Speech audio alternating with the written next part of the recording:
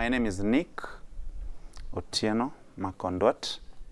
I was born in Homa Bay, that's Western Kenya. I was born like any other person. My mom tells me so, and my dad. And until the age of 5, my mom left me behind when he had gone somewhere. It was to the market in the morning, but when he came back, in fact, he was called before he accomplished his mission in the market that I was seriously ill. I was sick. Then she came back. Then after that, they realized that my lower limb were weak. So after that, I was taken to the hospital, the nearest hospital. Then they were given I was given some kind of medicines, at least to take care of my sickness, but it did not help because after 1 week, it was like my lower limbs were now weak. They were told that this is polio. So still they tried to use the local medicine, but it did not help. Then later on, they declared that I was physically disabled. So the alternative was to take me to maybe hospital for me to get the appliances. But that one did not take time immediately until I was almost 7 years. When I was in class 6, my father fell ill. 1989, he died. That was in January. Then from there, now life started being difficult again because my mom was now alone. I was the eldest, and we were almost 5 siblings. In Kenya, people believe that disabled are to make shoes. They had to be cobblers. And I can recall one of my uncles insisting that instead of me going to high school, I should go and be a cobbler. So my mom was like, no, I should not go to be a cobbler. I should do something reasonable. I should go to secondary school. So she insisted, and I went. She looked for money. I went to high school. My mom got ill again.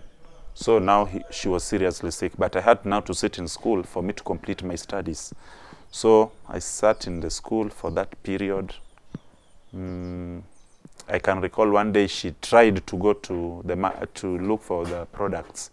She got accident. Things disappeared because when the accident occurred, some people took materials, took everything. So the most important thing is that some people, good Samaritans, helped her, gave her some money. She came back home. So it's like that thing affected her.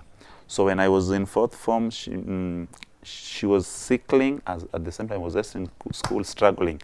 So when I completed my 4th form, that's high school, I now started looking how I can take care of myself and maybe my siblings and maybe my mom now. So my mom was seriously sick. She was bedridden. So I had to come in. I had completed my 4th form. I had no job. And nothing was like, there was nobody. With my disability, because he was doing this business of selling clothes. And in Kenya, selling clothes, like moving from market to market, you have to carry them. So I can recall waking up in the morning, rushing to paying somebody to carry for me this luggage to the market or to the bus station, then from the bus station to another market. I go open my luggage, do the business, then in the evening the same. Pay somebody to carry it to the bus station.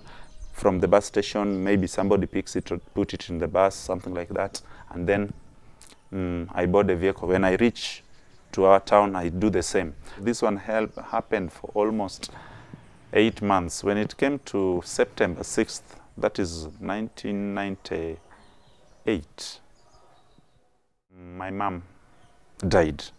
So I remained alone with my siblings. One day my uncle came to me that he wants me to be a cobbler again. So I was just wondering, why is he insisting that I become a cobbler? He started when I was in class 8. He came again when I was in Form 4. Now he insisted. So he came, picked me from where I was doing my things. took me to his house. He didn't want me to sell those things. So he took me to a certain cobbler and asked that cobbler to tell him the course of the training of being a cobbler. So he was like, the guy told him 6,000. Then he was like, 6,000 for being a cobbler? The guy told him, yes, it is 6,000. So he told me, no, I want you to talk to this man so that he can reduce the price. Talk to him, we'll talk later. Then I talked to this man, I told him I'm not interested in this job. I've my profession, I've done business administration, and I'm looking for employment. So what I did, I left that guy. After some times, when I was staying with my uncle, my aunt, the wife to my uncle, sent me out of the house. So at that point, I asked myself, what next? I visited my friend. I told him what was happening. Then he told me, let's come together as persons with disability. So one day we sat down, me and my friend, he's called Walter. We sat down somewhere. Then after that, we came up with the objective, we came up with the problems we are facing, persons with disability. Then we said, what can we do as persons with disability? Then we came up with an initiative. We came up with an organization called Kisumu Action Disability Development Network. When we were establishing this organization, we had nothing. So we looked for money, how to register it.